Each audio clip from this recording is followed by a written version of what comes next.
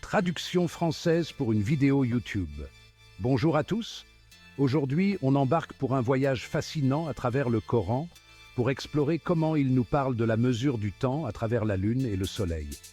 Le Coran revient souvent sur le rôle des corps célestes dans la notion de temps. Prenons la sourate Yunus, verset 10-5.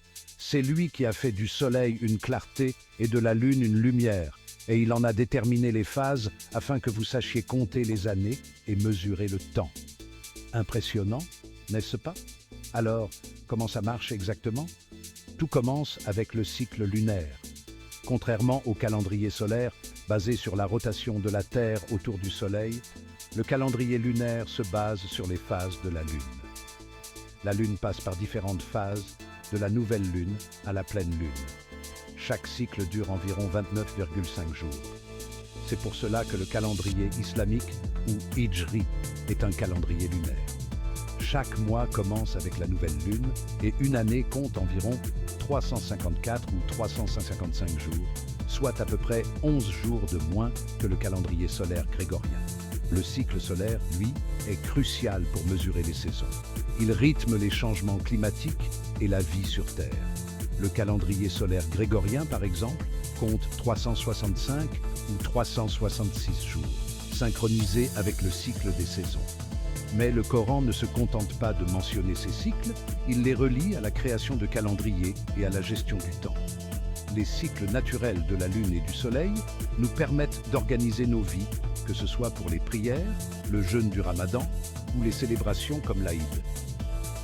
Les scientifiques d'aujourd'hui s'émerveillent devant la précision de ces cycles. Les phases lunaires et les mouvements solaires sont si réguliers qu'ils ont permis de créer des calendriers précis sur des millénaires.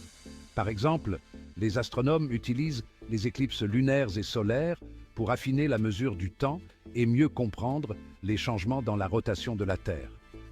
Le Coran nous enseigne que la Lune et le Soleil ne sont pas seulement là pour éclairer notre route, mais aussi pour nous aider à structurer notre existence. Dans la sourate Al-Furqan, verset 61, il est dit « Béni soit celui qui a placé dans le ciel des constellations et y a placé un luminaire, le soleil et une lune éclairante. » Ces versets nous rappellent que la mesure du temps est une bénédiction divine. Ils nous invitent à la réflexion sur la création et à apprécier la précision et la beauté de l'univers. En conclusion, le Coran offre une perspective unique et inspirante sur la mesure du temps. Les cycles de la Lune et du Soleil ne sont pas que des phénomènes naturels, ils sont des signes de la sagesse divine. Prenons un instant pour contempler cette beauté et cette précision au quotidien. Merci de nous avoir suivis. N'oubliez pas d'aimer, de commenter et de vous abonner pour plus de contenu inspirant.